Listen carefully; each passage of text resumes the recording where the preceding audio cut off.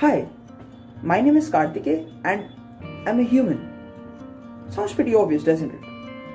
But have you guys ever consciously thought and wondered as to what being human really means?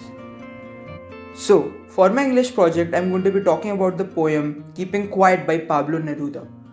It's pretty unclear right now, but once you start hearing me out, you'll get a pretty good idea as to why this specific question that I asked before is such relevant and so important in today's world.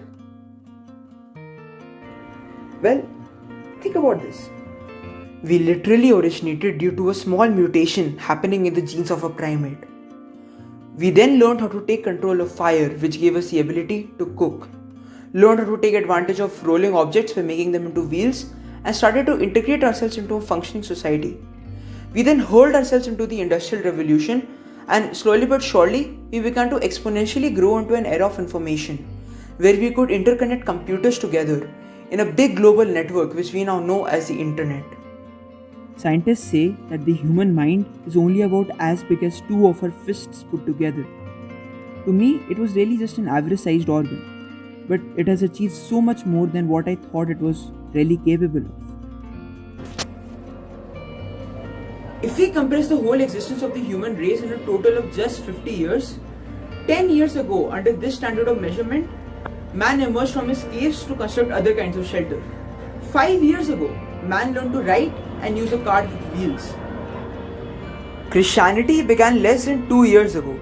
The printing press came this year, and then less than 2 months ago, the steam engine provided a new source of power, while Newton explored the meaning of gravity. Last month, electric lights, telephones, automobiles, and airplanes became available. Only last week did we develop penicillin and television and nuclear power. We have literally reached the stars before midnight tonight, while in the last 10 minutes, fidget spinners became the new fad. The scale at which we have progressed in the last few years is totally unprecedented. Which brings me to what I like about the poem. It urges you to just sit down for some time and think. As a species, we have survived 2 world wars, which were brought into motion by ourselves, and because of that, we have realized the importance of peace, paving the way for worldwide international organizations that make the world a better place for all of us humans. Presently, we are a species who are trying to make the first shy attempts to leave our planet and expand into our immediate surroundings. Yes, we have progressed a lot.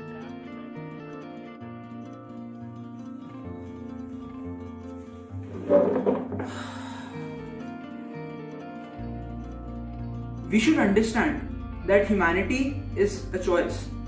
We should understand that we are the generation who decide whether in the future it is something that is frowned upon or that is something to be proud of, as it should be. We are the difference, and we need to make sure that the world ushers in a new era of international peace, stability, high productivity, and high growth. Our human nature is an amazing thing. It leads us to form opinions, to form the amazing structures we see around us.